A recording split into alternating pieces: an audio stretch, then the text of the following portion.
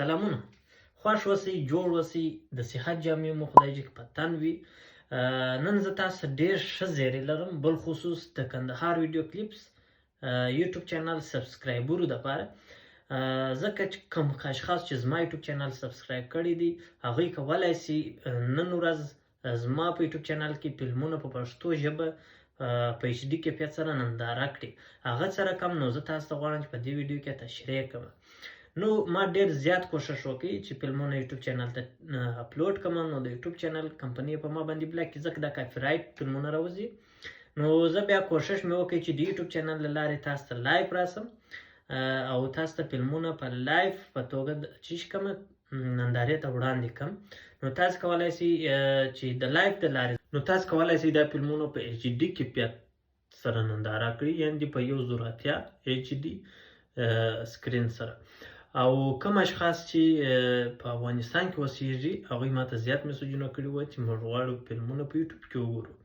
ځکه یوټیوب چې دی ډېره اسانه طریقه ده. ټلګرام ته په ځای یو چینل به جوړوې، ټلګرام څخه به بیا په 2 GB 3 GB انټرنیټ باندې یو فلم ډاونلوډوې. نو د افغانستان خلک دومره اقتصاد نه دی ځکه هلته انټرنیټ ډېر سخت ګران دی.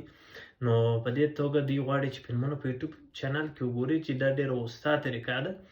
100 MB 200 MB مصرف راځي. نو ما غوښتله چې فلمونه تاسو ته په لایف په توګه سره نندارې ته وړاندې کړم. کوم اشخاص چې غواړي دا فلمونه زما په یوټیوب چینل کې په لایف په توګه وګوري نو ماته کولی سي میسجونه وکړي، ځکه زه غواړم ماښام تاسو ته یو فلم نندارې ته وړاندې کړم په پښتو ژبه سره په ایچ ډي کیفیت سره.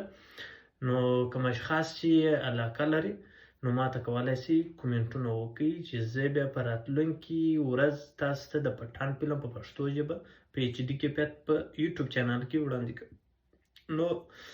نو وخت مو ډېر نه نیسم دوستانو، راځئ دا فلم زما سره ننداره کړئ.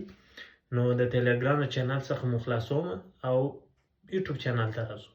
یوټیوب چینل کې تاسو کولی سئ پښتو فلمونه زما په یوټیوب چینل کې د لایف ویډیو د لارې سره ننداره کړئ. مننه کوم، خوشحاله اوسئ، ژوند مو نیکمرغه.